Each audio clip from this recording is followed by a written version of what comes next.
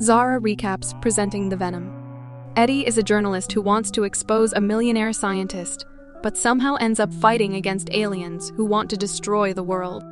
In the start of the movie, a probe belonging to the Bioengineering Corporation Life Foundation discovers a comet covered in symbiotic life forms. The probe returns to Earth with 4 samples, but one escapes and causes the ship to crash in Malaysia.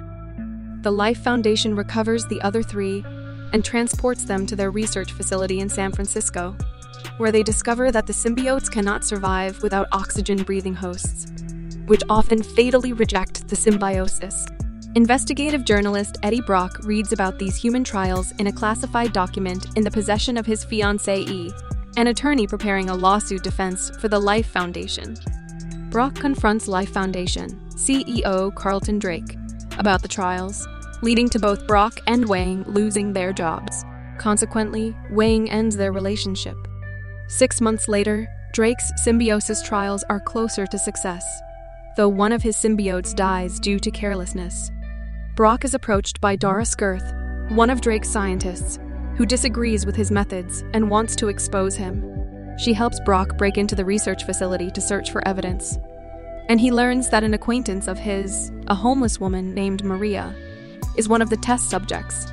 Brock attempts to rescue Maria, but the symbiote possessing her transfers to his body, without him realizing, leaving her dead. Brock escapes and soon begins displaying strange symptoms. He reaches out to Wang for help, and her new boyfriend, Dr. Dan Lewis, discovers the symbiote on examining Brock.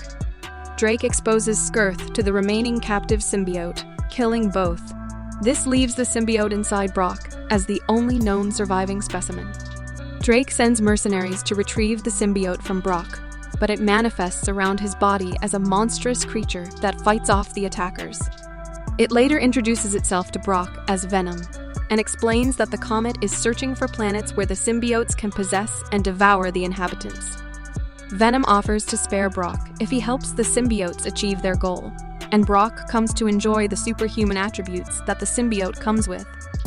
Brock breaks into his old workplace to turn in evidence of Drake's crimes, but is surrounded by SWAT officers and is forced to transform to escape. Wang witnesses this transformation and takes Brock back to Lewis's office, where they explain that the symbiote is slowly rotting Brock's internal organs. Brock notes that the symbiote has 2 weaknesses: high-pitched noises and fire. Although Venom claims that the organ damage can be reversed, Wang uses an MRI machine to help Brock separate from the symbiote. Brock is then captured by Drake's men. Meanwhile, the 4th symbiote, Riot, makes its way from Malaysia to San Francisco by hopping from body to body. It bonds with Drake, who agrees to take Riot in a Life Foundation space probe to collect the rest of the symbiotes and bring them to Earth. Wang reluctantly bonds with Venom so they can free Brock.